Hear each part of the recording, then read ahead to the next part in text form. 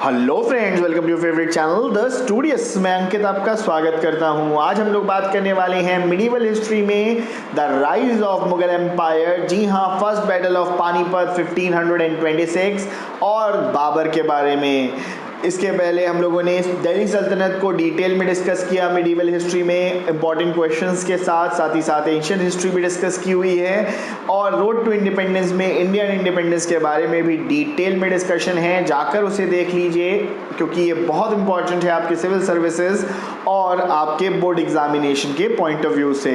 बिना time waste किए आज का वीडियो शुरू करते हैं। ज़हीरुद्दीन मोहम्मद बाबर, जी हाँ, ये एक ऐसा आक्रांता जिसे कहा जाता है, ऐसा इन्वेडर जो इंडिया में इन्वेड करने के इरादे से आया, लेकिन इंडिया की खूबसूरती को देखकर वो यहीं पर बसने का फैसला करके मुगल एम्पायर को स्टैब्लिश कर दिया। अभी तक मैंने आपके प्रीवियस वीडियो में आपको बताया था कि लास्ट लोधी डायनेस्टी इंडिया में रूल कर रही थी दिल्ली सल्तनत के अंदर, जो दिल्ली सल्तनत का रूल 1206 से लेकर 1226 तक चला, जिसके अंदर 5 मेन डायनेस्टीज आई।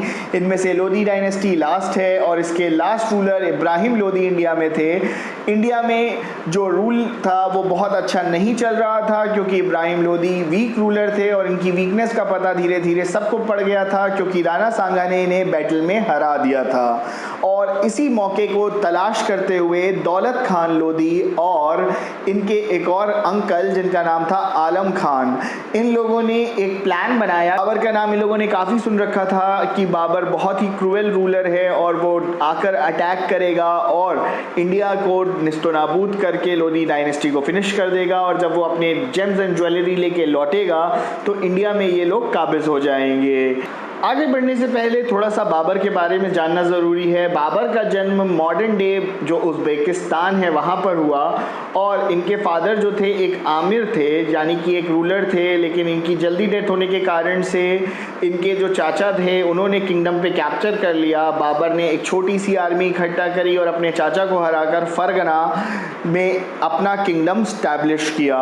लेकिन बाबर वहाँ पर खुश नहीं था और वह चाहता था कि न्यू टेरिटरीज़ को एक्सप्लोर किया जाए और ज़्यादा स्ट्रॉन्ग बना जाए।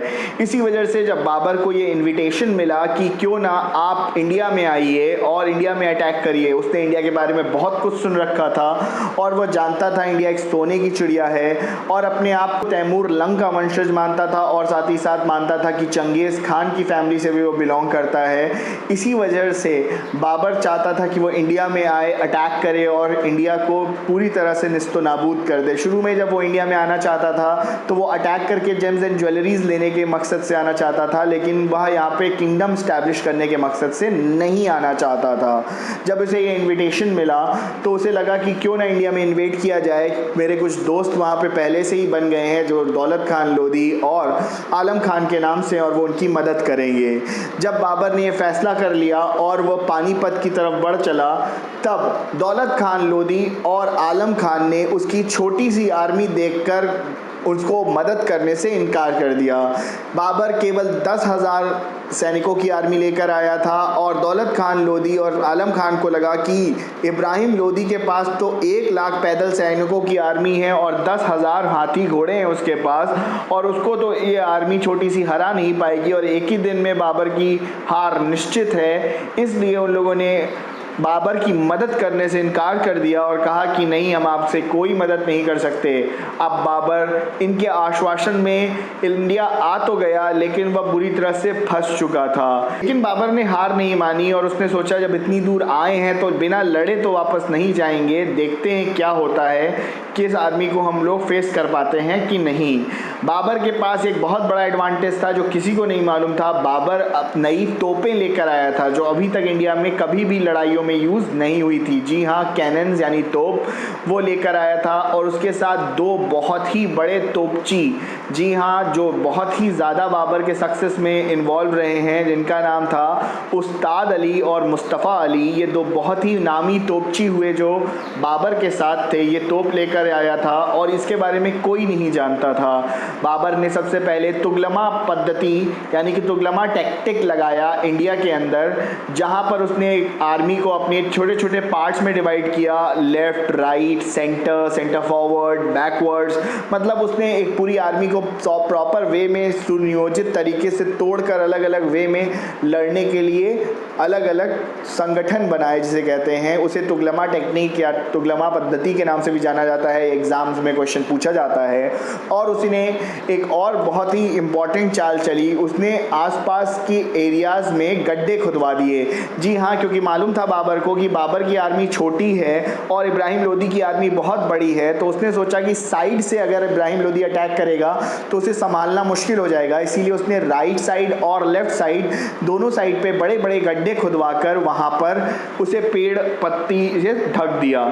जब युद्ध स्टार्ट हुआ 21 अप्रैल 1526 में, तो बाबर ने एक बहुत इम्पॉर्टेंट काम किया, जिसकी वजह से इब्राहिम लोदी के पांव पहले ही घंटे में उखड़ने लगे।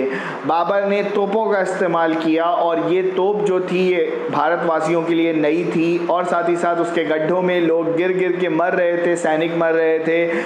और एक तीर जाकर इब्राहिम लोदी की आंख में लगा और कहते हैं वहीं इब्राहिम लोदी की मृत्यु हो गई। एक अकेला रूलर जो दिल्ली सल्तनत का, जो बैटलफील्ड में मरा।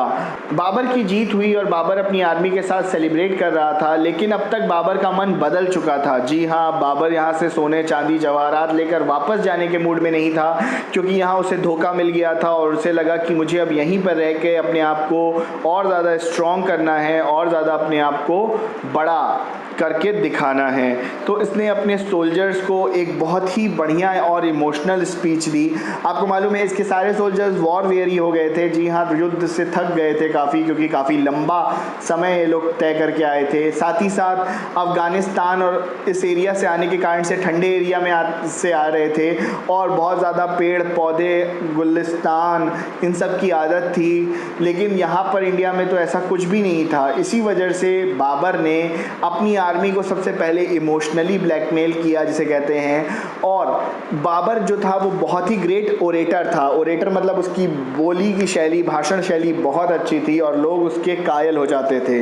बाबर ने जाम उठाया और सबको कहा ये जाम जो है ये हमारी सेना के नाम है, हमारी सैनिकों के नाम है, क्योंकि ये जीत जो हमारे सैनिक की है और ये बिना सैनिकों के हो नहीं सकती थी।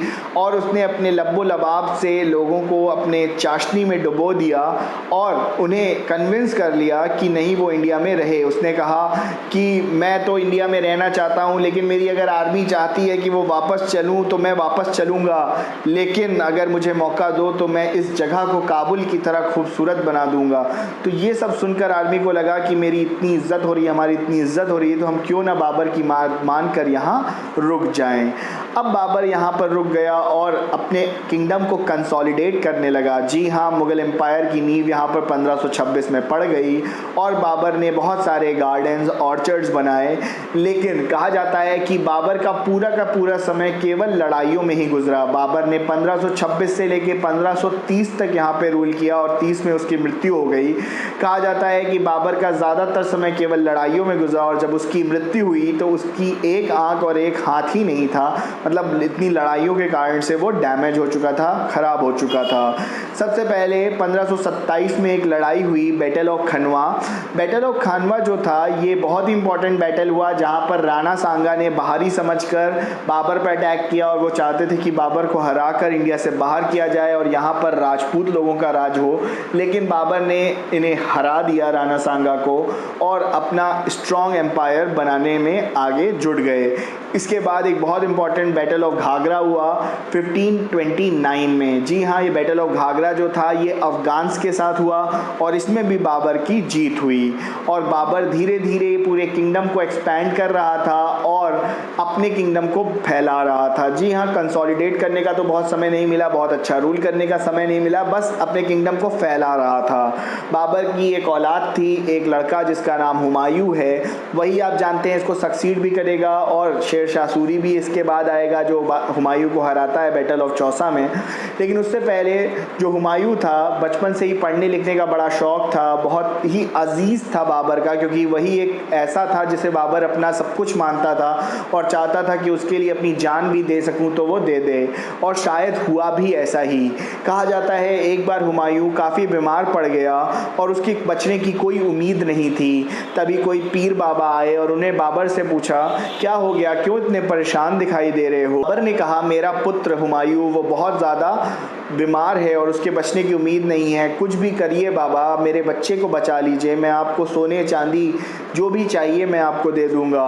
बाबा ने कहा कि मैं कुछ नहीं कर सकता, जो भी करने वाला है वो तू ही है, तुझे अपनी सबसे अजीज़ चीज़ अपने अल्लाह को देनी पड़ेगी, और अगर तू देने के लिए तैयार है तो अपने बच्चे के बेड के 3 चक्कर लगाना और जो भी चीज़ तू देना चाहता है अल्लाह को वो दे दे, और अल्लाह शायद तेरी इस दुआ को कबूल कर लेगा। अब क्या हुआ कि बाबर को लगा कि मैं क्या दूँ, राजपाट धन दौलत तो इसके पास बहुत सारा था, क्योंकि ये अफ़गानिस्तान फरगना सब कुछ रूल कर रहा था यहीं से। तो इसने सोचा कि मेरी लाइफ से बड़ा तो कुछ नहीं है, तो इसने कहा कि हे अल्लाह, मैं अपनी लाइफ अपने बच्चे के लिए देना चाहता हूँ। और 3 बार उसने जब चक्कर लगाए तो कहते हैं हुमायूं की जो आप कह सकते हो बीमारी थी वो ठीक होने लगी, और धीरे धीरे बाबर बीमार पड़ने लगा और फाइनली बाबर की डेथ हो गई। जी हाँ, बाबर की डेथ हो गई 1530 में, और हुमायूं जो था वो पूरी तरह से स्वस्थ हो गया। बाबर बहुत इंपॉर्टेंट रूलर बन के सामने आया, क्योंकि ये फाउंडर है मुग़ल एम्पायर का इंडिया में, और इंडिया में इसने किंगडम को एक्सपैंड किया, बढ़ाया, और इसके किंगडम को आगे बढ़ाने की जिम्मेदारी मिली हुमायूं को। बाबर की जो पूरी ऑटोबायोग्राफी है वो तुज़ूके बाबरी नाम से है, और बाबर ने इसे खुद लिखा है, इसे बाबरनामा के नाम से भी जाना जाता है। ये इसने अपनी अफ़गानी भाषा में लिखा था, और उसके बाद इसको पर्शियन लैंग्वेज में मुग़ल कोर्ट के ही अब्दुल रहमान ने ट्रांसलेट किया था। आई होप आज का वीडियो आपको अच्छा लगा। वीडियो अच्छा लगा तो जल्दी से इसको लाइक कर दीजिए, चैनल को सब्सक्राइब कर लीजिए, सब्सक्राइब कर चुके हैं तो इसको शेयर करिए, साथ ही साथ बेल नोटिफिकेशन दबाना ना भूलें, जिससे लेटेस्ट सारे नोटिफिकेशन आपको मिल जाए जैसे ही वीडियो अपलोड होती है। अपना ख्याल रखें, अपने देश का भी। जय हिंद, जय भारत, थैंक यू।